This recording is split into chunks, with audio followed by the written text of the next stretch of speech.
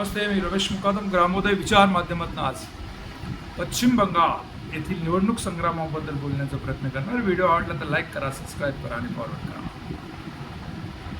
पश्चिम बंगाल या ठिकाणी निवडणुकीमध्ये जोरदार प्रचार सभांचा धडाका लागलेला आहे. ममता बॅनर्जी आणि भारतीय जनता पार्टी यांच्यामध्ये कडा संघर्ष या ठिकाणी बघायला मिळतो आहे.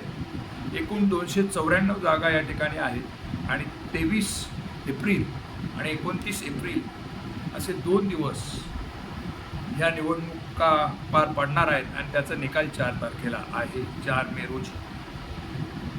आसाममध्ये घुसखोरी होते आणि त्यासाठी ममता बॅनर्जी सरकार सहकार्य करते असं पंतप्रधान नरेंद्र मोदी आणि शहा यांचा प्रचाराचा रोख आतापर्यंत राहिलेला आहे. तर ममता बॅनर्जी हे केंद्र सरकार दादागिरी करते आणि येथील मूळ लोकांच्या बंगाल अस्मितेला धक्का पोचवते आणि बंगाली लोकांचे वोटर लिस्टमध्ये नाव कमी करून ठेवण्याचा प्रकार चाललेला आहे.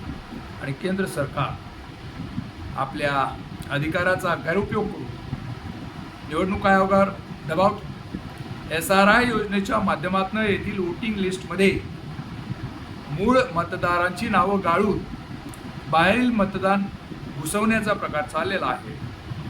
हे लोकशाहीला घातक आहे असं ममता बॅनर्जी यांचं म्हणणं आहे.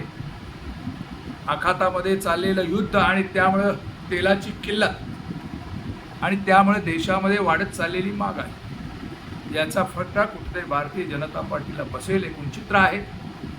SRI योजनेमार्फत 20 लाख वोटरची नावं अजूनपर्यंत काही जाहीर झालेली नाहीत.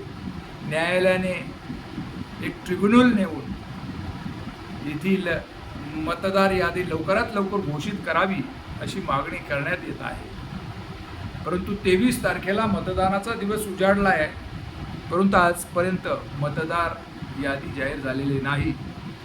आणि 20 लाख वोटरचं भवितव्य काय हा प्रश्न ममता बॅनर्जी सरकारला विचारत आहे. भारतामधली लोकशाही जिवंत ठेवायची असेल तर भारतीय जनता पार्टीचा पराभव करा. केंद्र सरकारची ज्याप्रमाणे हस्तक्षेप करण्याचं, राज्याच्या अधिकारांवर हस्तक्षेप करण्याचा जो काही डाव चाललेला आहे याला उधळून लावा असं ममता बॅनर्जी यांनी आपल्या भाषणात बंगाली अस्मितेचा विषय घेऊन त्यांनी सुरुवात केलेली आहे. आणि त्यांची जी भाषणं ती केंद्र सरकारला घाबरणारी आहेत असं एकूण चित्र आहे. मोदी शहा जोडी मोठ्या संख्येनं बैठक घेऊन भारतीय जनता पार्टीच्या उमेदवारांचा प्रचार करतायत. भीषण असं लढाई या ठिकाणी चालू झालेली आहे. आणि लोकशाही जिवंत ठेवण्यासाठी ममता बॅनर्जी यांनी उचललेल्या पाऊल यशस्वी होतो का हे 23 आणि 29 एप्रिलच्या मतदानाने सिद्ध होणार आहे. पश्चिम बंगालमध्ये ममता दीदी आणि केंद्र सरकार यांच्यातले जे चाललेलं रण आहे हे रण कशा प्रकारे कोण बाजी मारेल हे थोड्याच दिवसात समजून येणार आहे. केंद्र सरकारच्या नीतीच्या विरोधात ममता बॅनर्जींनी बंगालचा अस्मितेचा दिलेला जो काही नारा आहे तो यशस्वी होतो का, की केंद्र सरकार आपल्या मिशनरियनचा उपयोग करून परत महाराष्ट्रासारखी किंवा हरियाणासारखी सत्ता किंवा बिहारसारखी सत्ता आपल्या ताब्यात घेत आहे काय हे बघण्यालायक आहे. आणि या संदर्भात आपलं म्हणणं काय कमेंट्स करा आणि माझा व्हिडिओ आवडला तर लाईक करा, सबस्क्राईब करा आणि फॉरवर्ड करा. जय हिंद, जय महाराष्ट्र, जय भारत.